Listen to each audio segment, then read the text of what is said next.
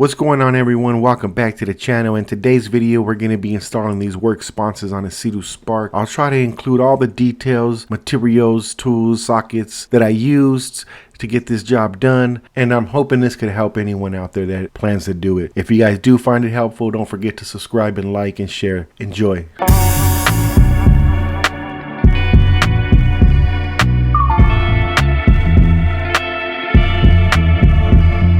Alright, so let's just jump right into it. The first thing we need to do is remove this OEM sponson, and by doing so, you're going to take your T45 bit, either on a ratchet or on an impact, and you're going to remove the 3 bolts that are holding up the OEM sponson. Once you do get this removed, you're going to want to take some type of cleaning solution, alcohol, acetone, and you're going to want to clean the hole and the back of the backing pad, anywhere that the silicone is going to be applied, just to keep this nice and sticky. Once you do, you're going to need to figure out the position of right and left of your sponson to make sure also that the mounting holes are on the higher side. Once you figure out what position, take your silicone and you're going to want to apply a thin bead around all the holes and around the edge, just enough so that water doesn't get through. You don't need to overdo it, and you don't want to put too much, so a very thin coat. And so what I ended up doing is I just put that there, then I used my finger and I kind of just smoothed it all out just to make sure that it's not overfilled. And then you're gonna mount it up, and I just mounted it up with the 3 bolts so that I could pull the bolts right back out and apply the Loctite so that these things don't back out in the middle of the water. Once you have it set, then go ahead and remove the bolts one at a time, adding